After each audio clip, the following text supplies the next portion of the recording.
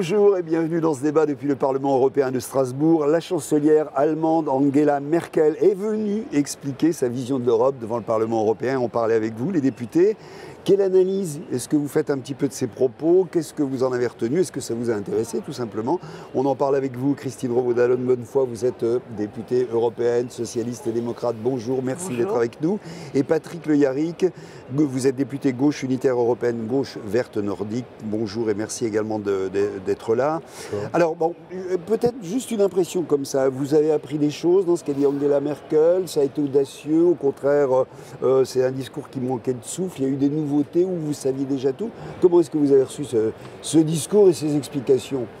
Rien de neuf. Elle a beaucoup appuyé sur la question de l'armée européenne, oui. Et c'était en réponse à ce qu'avait indiqué Emmanuel Macron face à Donald Trump. Mais là où j'aurais aimé qu'elle ait à un moment donné un temps de lucidité, c'était pour considérer qu'elle a agi comme chancelière allemande pour l'Allemagne au sein de l'Union européenne et pas en tant qu'européenne. Quand on voit comment il a fallu rattraper de manière très compliquée la situation de la Grèce pour qu'elle soit maintenue dans la zone euro, sur la question... On n'a pas entendu parler de la Grèce, hein. Enfin un tout petit peu. Il y a eu des interventions oui. dessus, mais bon, malheureusement on n'a pas pu tous prendre la parole et le président Tajani a un choix de prise de parole qui est assez particulier. C'est pas la première fois qu'on a un chef d'État ou de gouvernement présent et où il fait quand même un temps de parole assez curieux. Mais donc sur ça, elle n'en parle pas. Sur la politique d'austérité de l'Union européenne, elle n'en parle pas. Et elle ne met en avant que des belles phrases, mais concrètement, qu'est-ce qu'elle a fait comme européenne? Autant Helmut Kohl avait avancé sur un certain nombre d'éléments, autant elle, rien. Elle a surtout protégé l'Allemagne. Alors c'est une question que je vous poserai tout à l'heure, mais vous avez déjà commencé à y répondre. De quoi elle n'a pas parlé et dont on aurait aimé qu'on parle, parce que c'est effectivement fondamental. Budget européen. Alors on va y revenir dans 2 secondes. Simplement votre réaction également, vous Patrick Le Yarrick, des choses intéressantes, des choses qui vous ont surpris ou pas du tout? C'est-à-dire que ce qu'il faut redire, c'est que tous les chefs d'État et de gouvernement viennent devant le Parlement européen et le sujet de leur exposé, en général, c'est la vision qu'ils ont de la construction européenne et de l'Union européenne. Or là, on n'a eu strictement aucune vision, puisqu'elle a parlé soit de coups partis, soit de choses de très court terme, comme si elle gérait un conseil général. Et donc, il n'y a aucune vision de l'Europe, au moment où précisément beaucoup de gens, partout, s'interrogent sur l'avenir de cette construction européenne qui est aujourd'hui aux prises avec beaucoup de tensions internes et surtout avec une pression externe, notamment des États-Unis qu'on est en train de vivre, les attaques de M. Trump contre l'industrie automobile allemande, contre le vin français depuis quelques heures.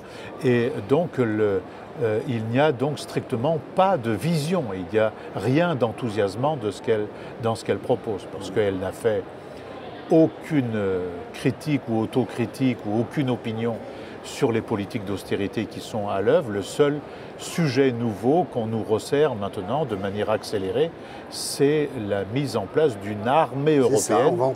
Complément de l'OTAN. Parlons-en peut-être tout de suite, parce que c'est un point de fixation. On voit bien que tout le monde en parle aujourd'hui, évidemment. Au-delà de la question de la défense de l'Europe à proprement parler, qui est évidemment importante, il y a cette question en quoi c'est aujourd'hui un point de fixation d'autres questions européennes, cette question de la défense. Comment vous voyez cette chose-là? C'est un point de fixation pour eux, c'est-à-dire il y a un processus qui est engagé aujourd'hui dans l'industrie de l'armement pour faire des armements communs entre la France et l'Allemagne, dans les chars, dans le drone, dans l'avion, dans le futur avion de combat. Ça n'empêche pas d'ailleurs certains pays européens d'acheter leur matériel militaire aux États-Unis. La Belgique vient de le faire. Voilà, comme quoi tout est relatif, comme dit l'autre, mais avec insistance on nous propose ça. Mais c'est surtout la question de complément à l'OTAN, parce que d'un côté on nous dit qu'il faut une autonomie dans la défense, il faut une orientation politique en matière de défense, mais d'un autre côté, on nous dit que c'est intégré, encore plus intégré et complémentaire à l'OTAN. Mais contre qui? Contre la Chine? Contre la Russie? Contre les pays du Sud? Macron a cité la Russie oui, le 11 novembre. Il a cité la Russie, mais ce dont il ne discute pas, c'est qu'aujourd'hui, on est entré dans une nouvelle course au surarmement, dont le surarmement nucléaire et d'autres technologies, notamment dans le cyberespace. Et c'est extrêmement dangereux, puisque si le président américain met à exécution sa menace de déchirer le traité Reagan-Gorbatchev de 1987 sur les missiles de moyenne portée, c'est ici, sur le continent européen, qu'ils seront implantés. Oui. Pas en Allemagne comme hier, mais vraisemblablement dans les pays qui bordent la Russie et qui ne sont pas très loin de la Chine et qui d'ailleurs sont les soutiens des États-Unis au sein de l'Union européenne.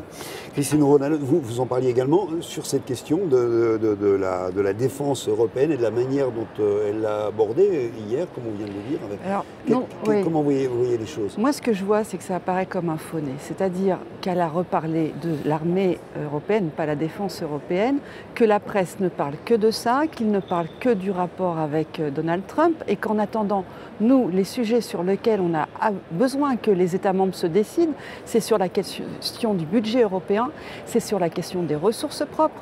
Normalement, l'Allemagne était censée avancer sur enfin la mise en place d'une taxe sur les entreprises du numérique, les GAFA, Google, Facebook, etc. Alors et en réalité, voilà. Rien. Et elle n'a pas eu le courage de le dire devant nous. Et c'est son ministre des Finances qui a expliqué qu'ils allaient avoir besoin de temps. Donc encore une fois, à chaque fois qu'il est question de ce qu'on peut faire aujourd'hui concrètement pour les Européens, pas de réponse, mais des faux nez, c'est-à-dire des perspectives beaucoup plus éloignées où il n'y aura pas de traduction immédiate parce que l'ensemble des États européens ne sont pas prêts à cette armée européenne. Mais ça permet de détourner des vrais sujets. Et le premier sujet, c'est vraiment une question de budget pour pouvoir mettre en place des politiques européennes qui concernent les Européens.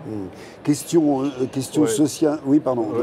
Je pondère un peu ça parce qu'il y a quand même des actes concrets qui sont en train de se passer et qui ont à voir avec le budget européen. Par exemple, si on réduit les crédits sociaux, si on réduit le Fonds européen d'aide aux plus démunis pour transférer à Frontex ou pour ces 13 milliards du Fonds de défense européenne, c'est qu'il risque quand même d'y avoir des conséquences dans le budget aujourd'hui.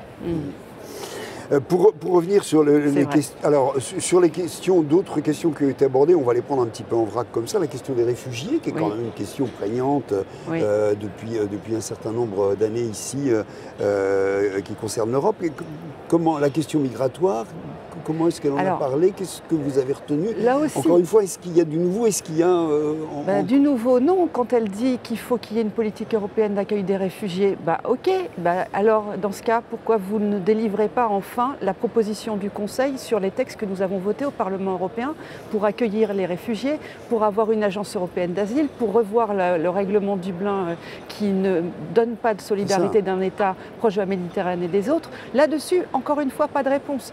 Angela Merkel a fait une chose de positive, c'est quand elle a accueilli les réfugiés, mais à un moment donné où, pour son pays, il était possible et il était nécessaire qu'elle accueille ces réfugiés. Mais elle ne l'a pas fait dans une démarche européenne. Elle ne l'a pas fait en demandant à l'ensemble de ses collègues de travailler pour mettre en place ce mécanisme européen. Et quand, à un moment donné, elle s'est rendue compte qu'elle était allée trop loin et qu'elle a imposé un accord avec la Turquie pour que la Turquie garde les réfugiés et ne permettent pas de traverser la frontière, à chaque fois c'est avec une prise en compte allemande et pas du tout une prise en compte européenne. En même temps, l'Allemagne l'a fait. Oui, voilà. parce que à ce moment-là, c'était intéressant économiquement pour l'Allemagne. Oui. Voilà. Mais elle ne l'a pas fait et elle peut encore le faire. Il n'est pas trop tard. Elle n'est pas encore partie. Elle est toujours chancelière. Elle pourrait très bien taper du poing sur la table en disant bon, maintenant, ces textes qui ont été adoptés au Parlement européen, il faut que nous-mêmes nous prenions nos responsabilités et nous les adoptions. Et qu'elle entre réellement dans un bras de fer avec l'Autriche, avec son collègue Premier ministre autrichien, en lui disant ça suffit maintenant et il faut le valider. Bien sûr que ça ne se produira pas. Mais la réalité, c'est qu'elle a sa part de responsabilité. On le disait à propos des questions de défense, mais des questions de migration également, dont on sait que ça va être, qu'on le veuille ou non, une partie du débat, notamment dans le cadre de la campagne des élections européennes. Est-ce que là, elle a été convaincante ou pas, Patrick Le Yarrick? Est-ce que vous pensez qu'il y a des éléments dans ce qui ont été dit ou pas du tout, qui sont en mesure de de changer ou de poser le problème de manière correcte ou de manière convaincante? Convaincante, non, parce que d'abord, il y a ce que vient de dire Christine. D'autre part, elle a beaucoup insisté sur le fait que c'est Frontex qui ferait le travail, c'est-à-dire que Frontex, c'est quand même les barrières autour de l'Union européenne, et qu'on le veuille ou non, c'est contraire aux valeurs mêmes de l'Union européenne. L'Union européenne a toujours été, et l'Europe en général, a toujours été un continent traversé par des migrations, par des apports de savoir-faire, des apports scientifiques, des apports culturels d'autres peuples. Ça a toujours été le cas. Et aujourd'hui, ériger ces barrières-là, alors que tout le monde sait très bien qu'on n'est pas sorti de cela. Il y a certes l'immigration due à la malvie, à la misère, à la pauvreté, les migrations dues à la guerre et au terrorisme, et les migrations climatiques dont on n'a pas fini de parler, parce que ces modifications climatiques vont créer des conditions objectives où des gens ne pourront plus vivre à l'endroit où leurs parents sont aujourd'hui. Des questions climatiques. Elle a très peu parlé, juste pour l'évoquer, mais il n'y a pas, si on veut, mis à part, je crois, le système d'asile européen, mis à part ça, il n'y a rien aujourd'hui de concret qui ferait bouger les lignes. D'ailleurs, c'est paradoxal, parce que pour les questions de défense et d'armée, je crois qu'il y a un accord entre 9 pays, donc c'est un accord restreint, mais pour les migrations, on n'est pas capable d'isoler les pays qui n'en veulent absolument pas et de faire un accord aussi, même à quelques pays, pour montrer l'exemple. C'est tout le paradoxe de la situation qu'il nous impose aujourd'hui. Autre point peu abordé, évasif, c'est l'évasion fiscale, c'est le cas de le dire. Oui, très évasif. Qui est encore une fois une question prégnante, une question importante, une question qui concerne les citoyens. On le voit partout dans tous les pays à l'heure actuelle. Et de ça, il n'en a pas non plus été énormément question. Il n'en a pas été question. Elle n'a pas parlé de la façon dont on pouvait aussi taxer. Et puis, on aurait pu aussi l'entendre parler du Cum-Ex-Fall, quand même, qui se passe en Allemagne. Absolument rien sur ces sujets-là. Et c'est toujours le même déroulement, c'est-à-dire des grandes visions, mais quand il est question de mettre en place tout ce qui va pouvoir permettre d'arrêter ces scandales fiscaux et qui pèsent sur la situation des Européens, il n'y a plus personne. Donc c'est Angela Merkel telle qu'on l'a toujours connue. On se demande sur quoi, sachant quand même Angela Merkel, c'est quand même la responsable du plus grand pays, du plus fort pays européen. On se demande, on voit mal dans quelle, c'est ce que vous disiez tout à l'heure, dans quelle nouvelle voie et comment on va pouvoir à l'heure actuelle défendre une Europe différente face à une Europe qui est attaquée, vous le disiez tout à l'heure, elle est attaquée par les États-Unis par exemple à l'heure actuelle. On ne voit pas une résistance forte, claire et nette par rapport à ce qui se profile à l'heure actuelle. Il y a des intérêts contradictoires, ce sont des contradictions intracapitalistes, c'est-à-dire la bataille des États-Unis contre l'Union européenne, peut-être la construction européenne, dans le cas de l'automobile contre l'Allemagne, contre son propre pays. La bataille qu'il y a autour de la taxation justement des géants du numérique. Aujourd'hui, les États-Unis sont en train de faire pression pour qu'il n'y ait pas de taxation au nom de on ne sait quoi, au nom d'une sorte d'égalité. Or, il n'y a aucune égalité de concurrence en l'affaire puisque tous ces groupes, à part les Chinois qui vont petit à petit prendre de l'ampleur, tous ces groupes, pour l'instant, sont sur nos territoires et sont utilisés par nos concitoyens, sont nord-américains. Or, il n'y a pas, on emploie, par exemple, le président de la République française emploie le mot de souveraineté européenne. Mais si on veut une souveraineté européenne, il faut faire deux choses. Il faut d'abord de leur demander de payer leur tribut et d'autre part de créer les conditions que nous aussi, on ait à la fois une politique industrielle et une politique de construction dans la coopération de grandes entreprises du numérique. Or, ce n'est pas du tout le cas. En ce sens-là, c'était un peu, je répète, un exposé de assez courte vue, assez le commun, quoi. Ça ne va pas très loin. De même sur les enjeux de transition environnementale, de mobilité, de transport, il y avait très peu il y avait rien, autant dire rien. Autour des enjeux de sortie ou pas de l'austérité, Bon, elle refuse à employer ce mot-là. De son point de vue, peut-être on peut comprendre. Ceci dit, on voit bien que ce qui est appliqué au peuple aujourd'hui est totalement inefficace. Ça craque de partout. Et c'est pour une part cela qui est récupéré par les forces nationalistes et d'extrême droite et xénophobes. Et donc il y a bien un problème, il y a bien une réflexion à avoir de la part d'une grande partie de la droite et évidemment de l'ensemble des forces de gauche et progressistes, écologistes. Votre point de vue là-dessus, final, j'allais dire, sur cette question et sur les effets finalement politiques que peuvent avoir, parce que ça compte tout de même, l'intervention dans l'arène européenne d'Angela Merkel. Ce que vient de dire Patrick est très important, c'est-à-dire que la politique qu'a menée Angela Merkel, mais comme beaucoup de chefs d'État et de gouvernement, et principalement de droite, de continuer sur cette politique où tout ce qui est mis en avant, c'est chacun chez soi et protégeons surtout les entreprises, etc., a conduit à la montée de l'extrême droite, et y compris en Allemagne, où l'AfD est non seulement présent au Bundestag, mais aussi dans les différentes régions allemandes. Il y a cette part de responsabilité-là, et à un moment donné, il faut qu'il y ait une prise de conscience. Et malheureusement, on le voit dans toutes les actions qu'elle pourrait mener aujourd'hui, sur la question du budget européen, où effectivement, la question de la nouvelle défense européenne ne doit pas prendre sur les budgets européens qui servent aux Européens, la garantie jeune, notamment la politique agricole commune, la politique de cohésion, le FSE, qui sont autant de politiques européennes importantes. Rien. Sur la question de la taxe sur les transactions numériques, rien. Et on a appris aussi aujourd'hui que l'Allemagne s'était opposée à la proposition que nous avons votée au Parlement européen sur conciliation vie privée, vie familiale, et sur le fait qu'il y ait un congé paternité parentale rémunéré à hauteur de 70% du revenu. L'Allemagne, après la France, vient de dire « niet, ça coûte trop cher, on ne mettra rien ».